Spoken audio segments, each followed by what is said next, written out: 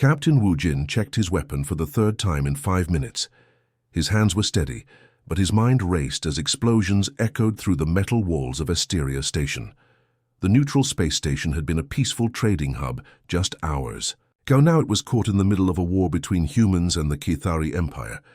"This is insane," he muttered, looking at the heavy blast door that sealed them inside the diplomatic safe room. The room was barely 10 feet wide, with 2 narrow bunks, a small table, and basic life support systems. It smelled like recycled air and fear.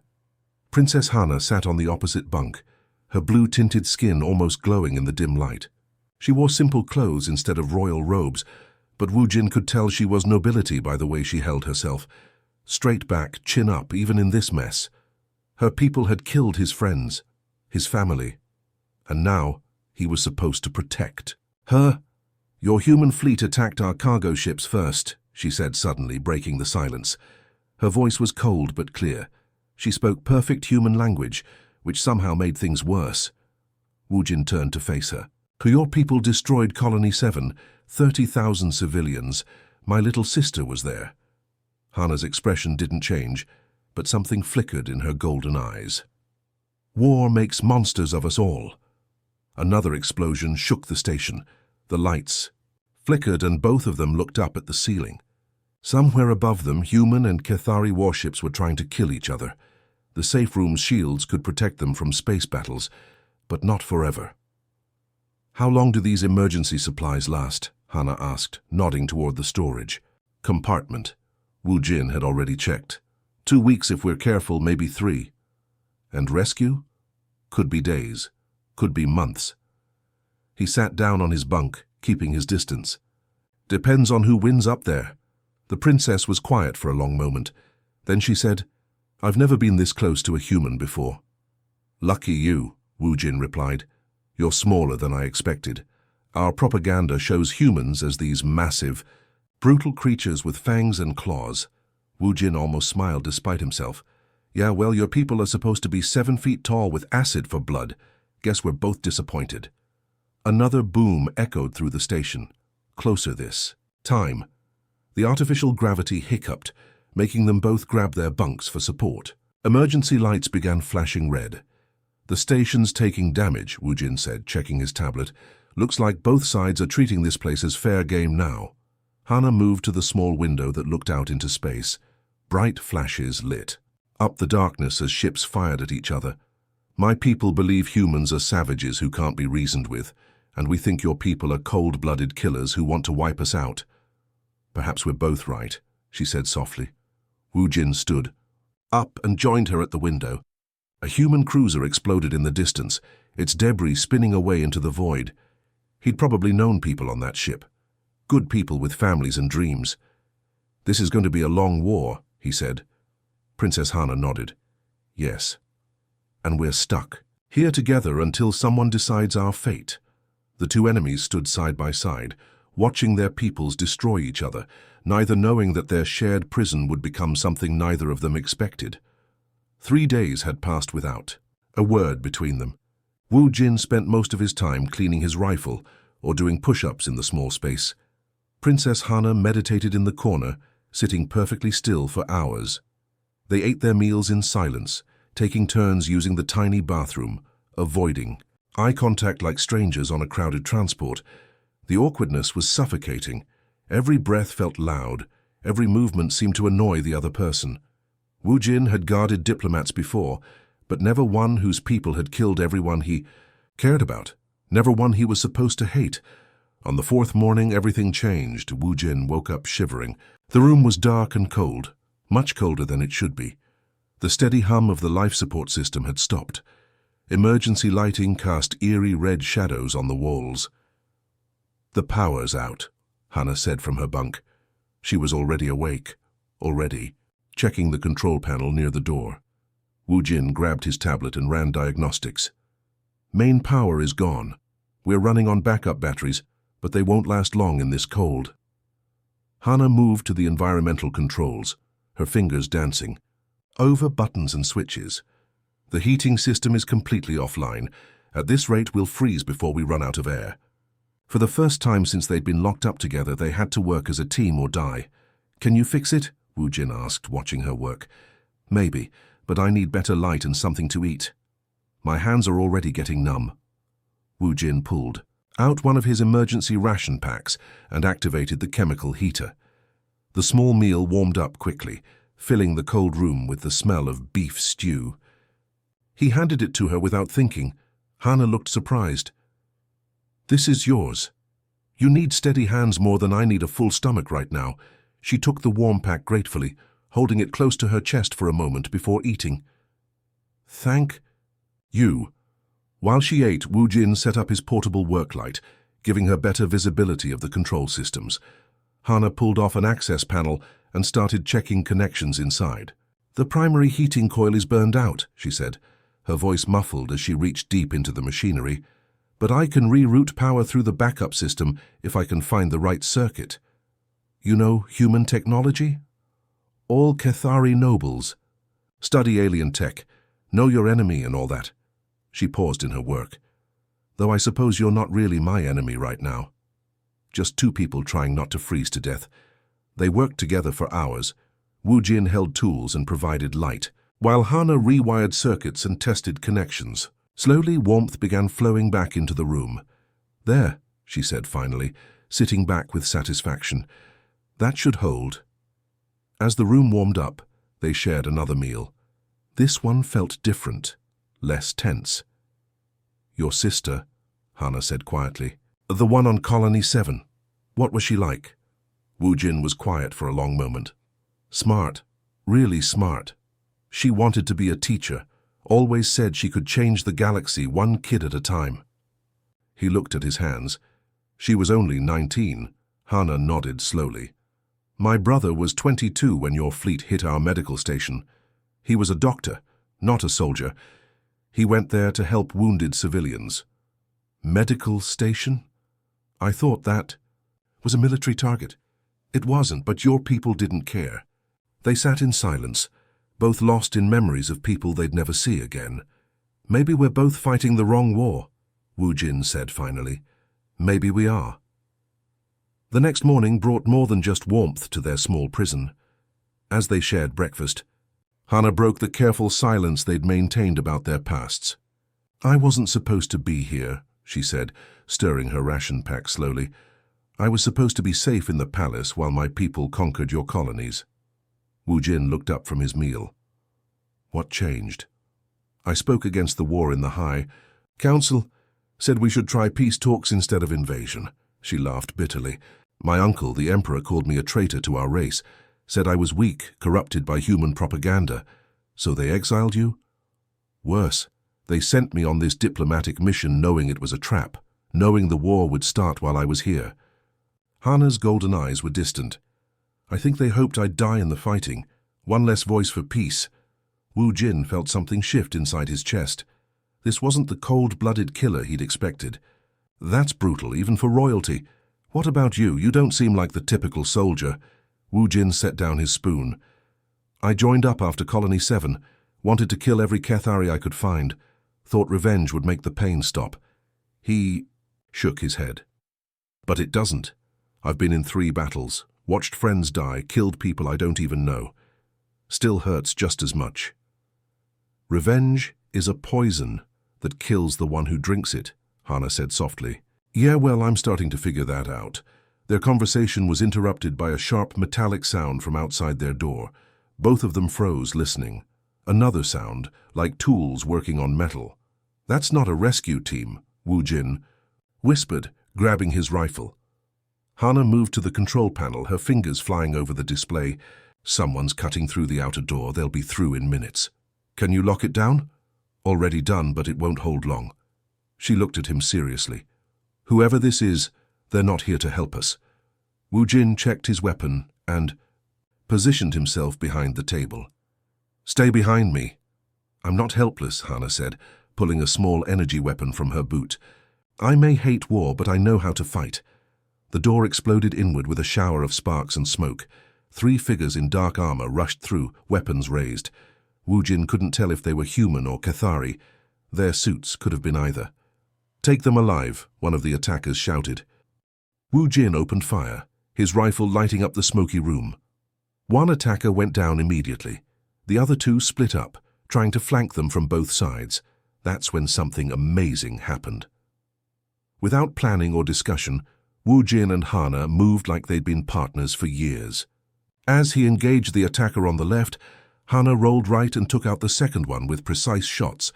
When the third attacker tried to circle behind Wu Jin, Hana was already there, her weapon trained on the enemy's head. "Drop it," she commanded. The fight was over in seconds.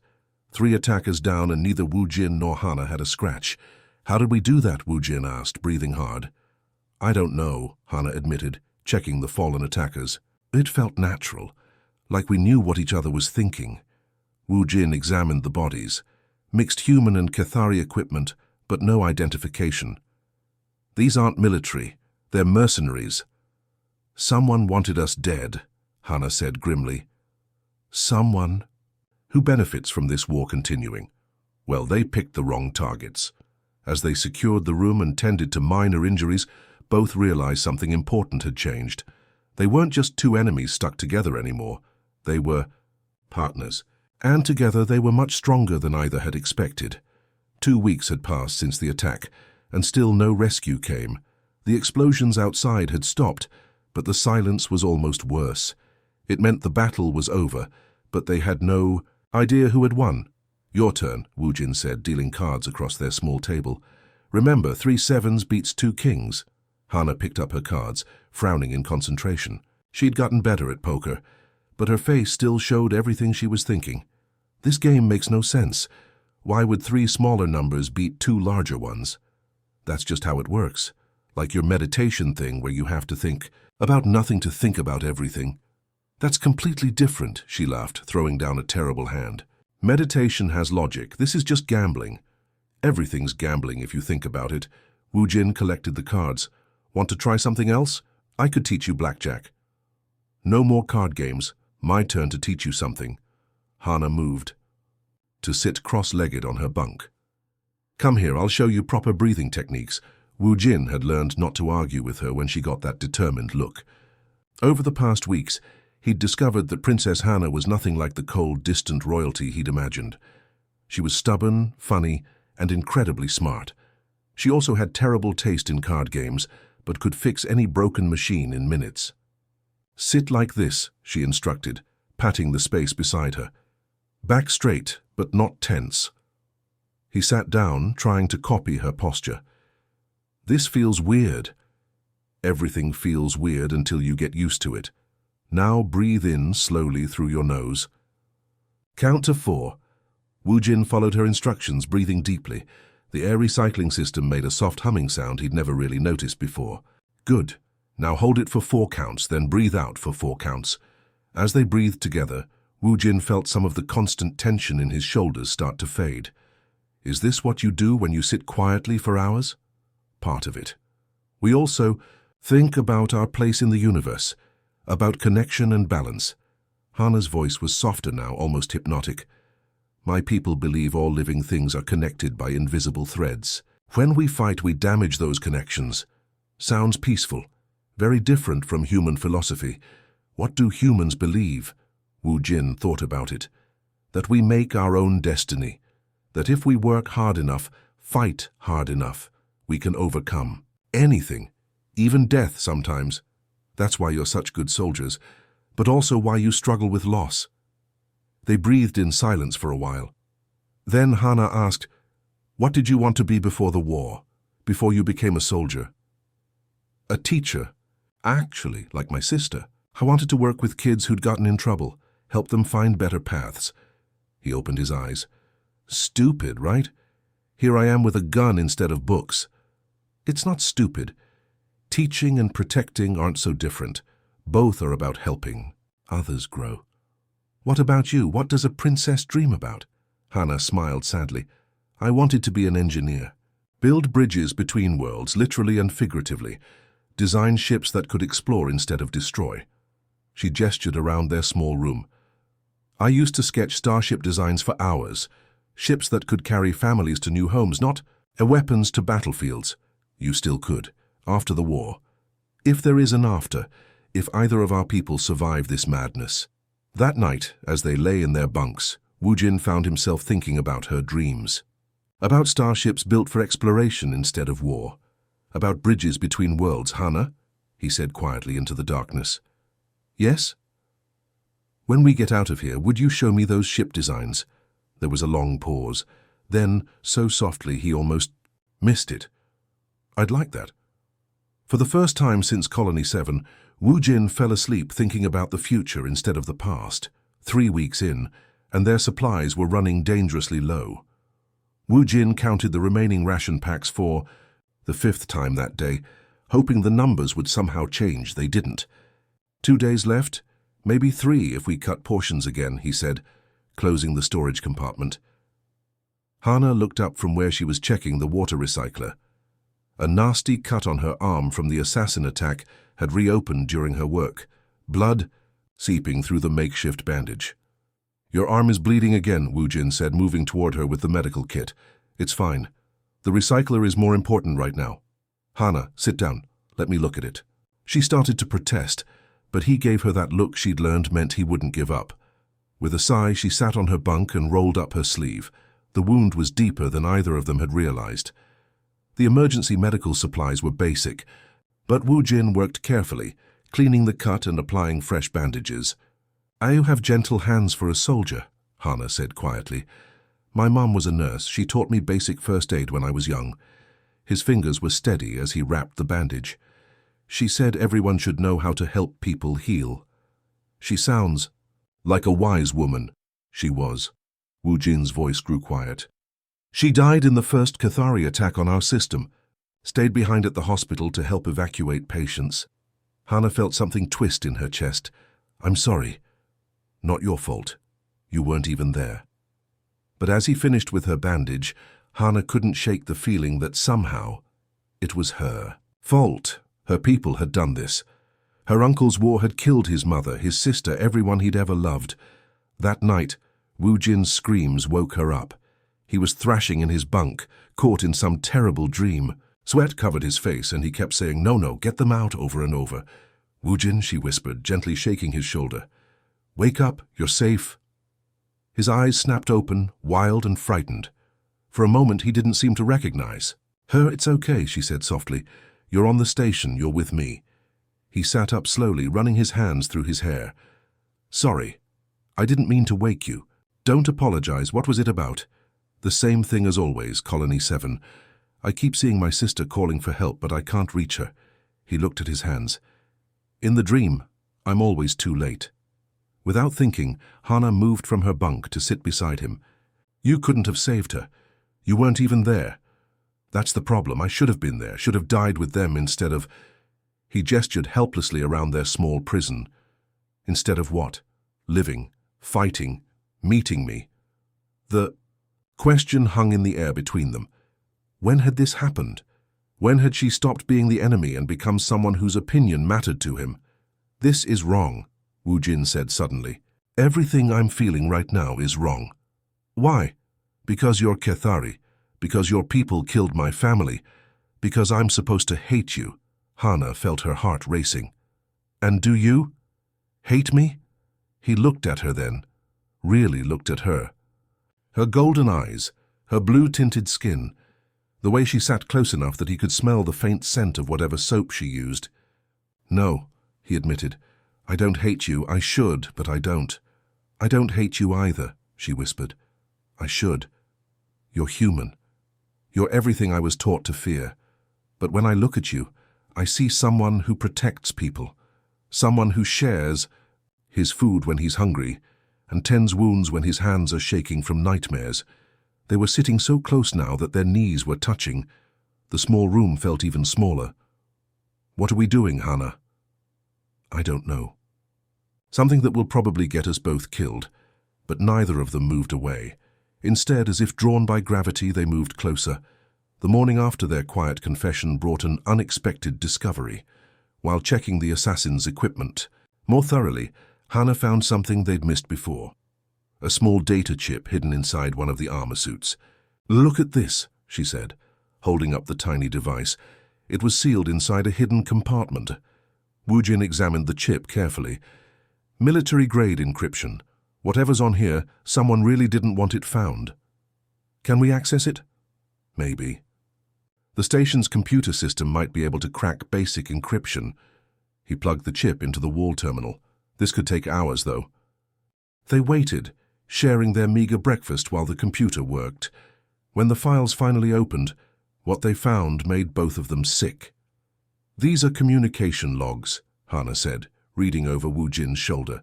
"Between someone called Iron, Wolf and—" "No, that can't be right." Wu Jin's face had gone pale.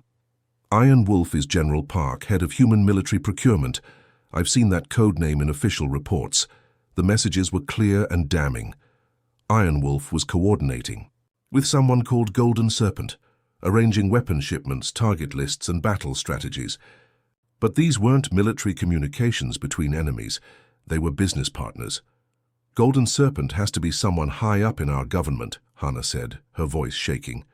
"Someone with access to classified information." As they read deeper, the horrible truth emerged. The war wasn't random. It had been planned, orchestrated by people on both sides who stood to profit from the fighting. Weapons manufacturers, military contractors, politicians who gained power during wartime, they were all working together. "Look at this date," Wu Jin pointed to a message. "This was sent 3 days before the first attack on Colony 7. They knew it was coming."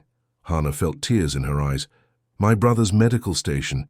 It's on the target list. They killed him on purpose because he was treating refugees, making people think about peace instead of revenge. The conspiracy went deeper than either of them had imagined. Peace advocates on both sides were being systematically eliminated. The diplomatic mission that brought Hana to the station wasn't meant to succeed. It was designed to fail, to give both sides an excuse for escalation.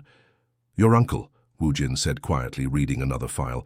"He's listed here as Golden Serpent." Hana stared at the screen in horror.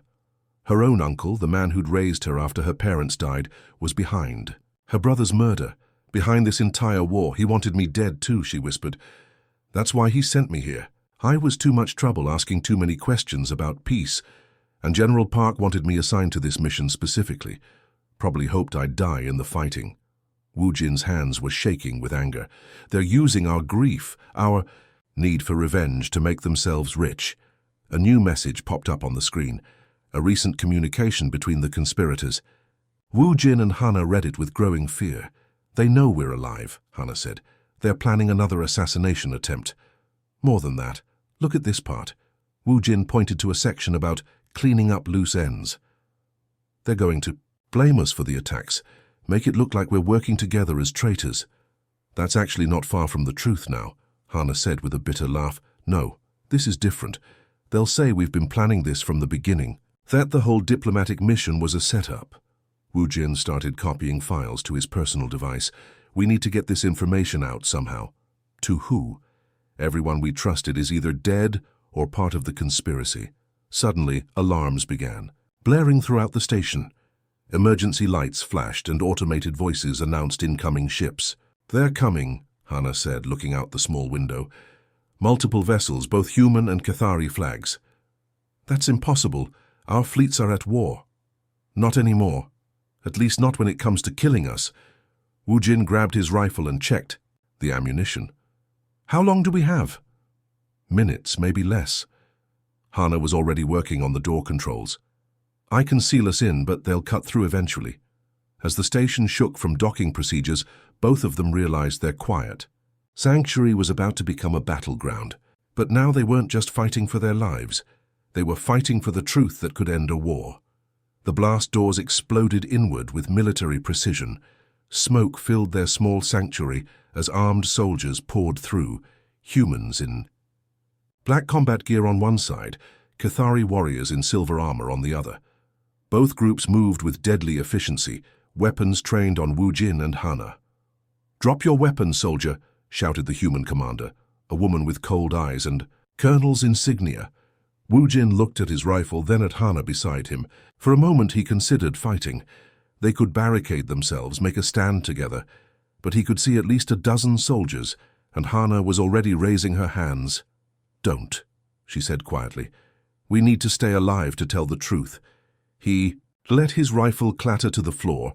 Princess Hanatel, the Cathari commander, spoke in their musical language. By order of Emperor Veltar, you are under arrest for high treason. Captain Woojin Park, the human colonel, said simultaneously. You're charged with dereliction of duty and fraternization with enemy combatants. 2 sets of restraints, 2 sets of accusations. As they bound his hands, Woojin caught Hana's eyes one last time. She looked calm, almost peaceful, but he could see the fear underneath. Whatever happens, she whispered as they dragged her toward the Cathari soldiers, remember that none of this was your fault. Hana, wait. A rifle butt to his stomach cut off his words. As he doubled over, gasping, he watched them take her away. The last thing he saw was her golden eyes, still looking back at him until the smoke and soldiers blocked his view. 3 days later, Woojin sat in a military tribunal room, wearing prison clothes instead of his uniform. The charges against him were serious: abandoning his post, compromising classified information, and worst of all, inappropriate personal relationships with enemy personnel. Captain Park, General Morrison spoke from behind the judge's table, his voice dripping with disgust. Do you understand the severity of these charges? Yes, sir. Witnesses report that you and the Cathari prisoner were observed engaging in intimate conversation and physical contact. Is this true? Woojin's lawyer, a nervous young lieutenant, leaned forward. Sir, my client was following standard protocol. For hostage protection. I'll speak for myself, Woojin interrupted. He looked directly at General Morrison. Yes, sir. Princess Hana and I became close during our confinement. Murmurs rippled through the courtroom. His lawyer looked like he wanted to disappear. Close? Morrison's eyebrows rose. Define close, Captain. We shared meals, conversations, and personal experiences. We fought together against assassins. We protected each other. Woojin's voice grew stronger. And yes, I developed feelings for her. Strong feelings. You fell in love with the enemy. I fell in love with a person who wants peace just as much as I do now. The courtroom erupted. Reporters scribbled frantically, while officers shouted objections. General Morrison slammed his gavel repeatedly. Order! Order! When the room finally quieted, Morrison's face was red with anger. Captain Park, are you aware that this relationship could be used for enemy propaganda, that it makes you a security risk? What I'm aware of, sir, is that someone is making a lot of money from this war. Someone who wanted both Princess Hana and me dead. That's enough. Morrison cut him off. Do you renounce this relationship? Do you admit it was a mistake born of stress and isolation? Woojin thought about Hana's laugh, her gentle hands tending his wounds, the way she looked when she talked about building bridges between worlds. Somewhere in another courtroom, she was probably facing the same choice. No, sir. I don't renounce anything. What Princess Hana and I found together was the only real thing in this whole mess. General Morrison's smile was cold. Then you've sealed your fate, Captain.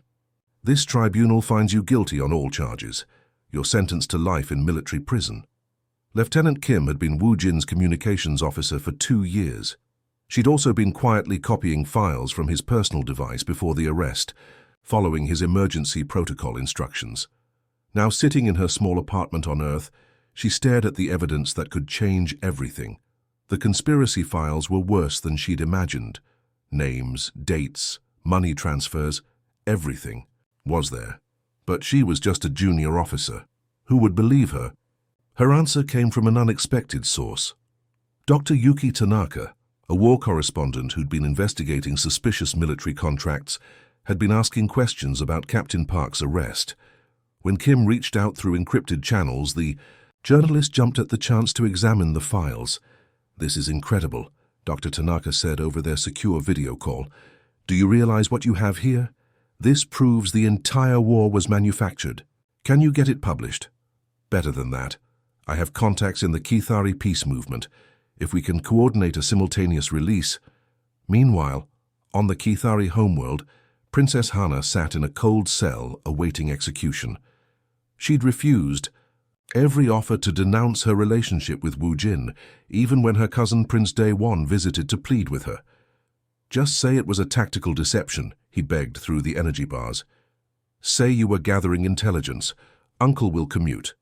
Your sentence. I won't lie about what we had, Hana replied calmly.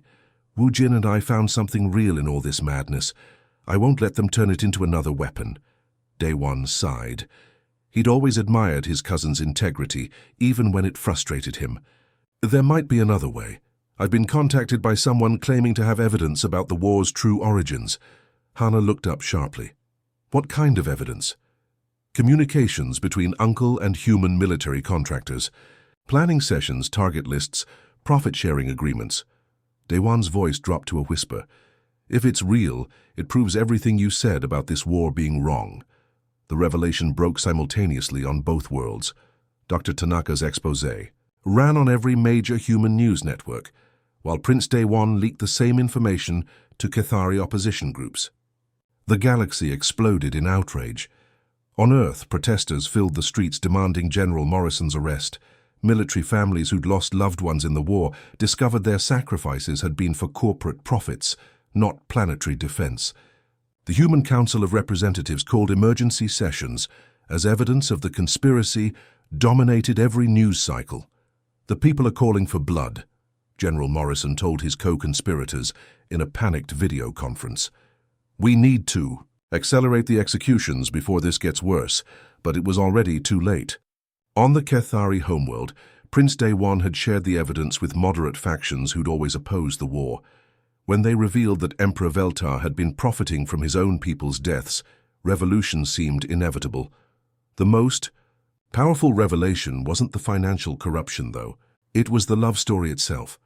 Across both worlds, people began talking about the human captain and Cathari princess, who'd found something beautiful in the middle of manufactured hatred. If they can love each other, a human mother told reporters, maybe this war really is pointless. Young Cathari shared videos calling Hana a hero for choosing love over politics. As justice for Hana and free Wu Jin began trending across galactic networks, love letters poured into both prisons from supporters on both sides. The pressure became unbearable. Human military leadership, facing potential mutiny from their own forces, quietly moved Wu Jin's execution date. Emperor Veltar, watching his government crumble as moderate factions gained power, found himself politically unable to execute his own niece. In her cell, Hana smiled when she heard the news. Wu Jin was alive, the truth was spreading, and people were finally asking the right questions about the war. Love conquers all, she whispered to herself, remembering something Wu Jin had taught her from human poetry. Maybe it actually could. Thy morning sun painted the sky purple and gold over New Harmony, the first colony built by humans and Cathari working together. Wu Jin stood on the observation deck of the central tower, watching construction crews from both species putting finishing touches on buildings that mixed human efficiency with Cathari artistic beauty. The speechwriters want to know if you're ready for your remarks, Hana said, joining him at the railing. Even after 5 years of marriage, she still took his breath away. Today she wore a simple blue dress that matched her skin tone, with a small pin showing the intertwined flags of both worlds. I hate speeches, Wu Jin admitted, adjusting his formal jacket. What am I supposed to say? Thanks for not executing us. Hana laughed, the same musical sound that had first made him smile in their tiny prison. How about starting with the truth? That love really can change the galaxy. A small voice piped up from behind them. Papa, why are there so many cameras? Their daughter, Min Jin, climbed onto Wu Jin's lap, her golden eyes curious as she watched the news crews setting up below. At 4 years old, she was the perfect blend of both parents, human features softened by Cathari coloring, with her mother's intelligence and her father's stubborn streak. Because today is special, little star, Hana explained, using her pet name for their daughter. Today we officially open the colony where humans and Cathari live together as friends, like me and Kai, Min Jin asked, referring to her best friend, a Cathari boy whose parents had also been early peace advocates. Exactly like you and Kai. Their son Tai Min came running up, still wearing his pajamas despite their nanny's best efforts. At 3 years old, he was more human in appearance, but had inherited his mother's talent for fixing things. Yesterday, He'd somehow repaired a broken toy using techniques that baffled both parents. "Mama, the flying cars are here," he announced excitedly. Indeed, shuttles were landing in the ceremonial plaza, bringing dignitaries from across the galaxy. Former enemies who now worked together, families who'd lost loved ones in the war but chose forgiveness over revenge. Young, people from both species who saw cooperation as normal instead of revolutionary. "Look," Hana pointed to one shuttle. "That's President Chen and Chancellor Yuki arriving together." The sight still amazed Wu Jin. The new human president and the Kethari leader who'd replaced Hana's uncle after his arrest for war crimes, traveling in the same ship, planning policy together instead of trying to kill each other. "I should get ready," he said, standing up with Min Jin still in his arms. "We'll be watching," Hana promised. "The children want to see their papa on the big screen." An hour later, Wu Jin stood at the podium facing thousands of people from dozens of worlds. Behind him, the flags of the new Galactic Peace Alliance fluttered in the gentle breeze. In the crowd, he could see Hana holding their children, Dr. Tanaka with her news crew, even Lieutenant Kim, now a captain herself. "5 years ago," he began, his voice carrying across the plaza, "I was taught that Kethari were monsters who could never be trusted. Princess Hana was taught that humans were savages who only understood violence." He found Hana's face in the crowd and smiled. "We were both wrong. What we discovered in a tiny room while our worlds tried to destroy each other was simple. We're not that different. We all want safety for our families. We all want our children to have better lives than we did. We all want to build instead of destroy." The crowd was silent, hanging on every word. This colony exists because ordinary people on both sides decided. That love was stronger than hate. That cooperation was better than conflict. That our children deserved a galaxy where being different wasn't dangerous. He gestured to the diverse crowd, where human and Kethari families sat together, their children playing while their parents planned a shared future. "Welcome to New Harmony. Welcome to tomorrow." As the guards moved to escort him out, Wu Jin wondered if Hana was being just as stubborn. He hoped so. Even if it killed them both, at least they'd die honest.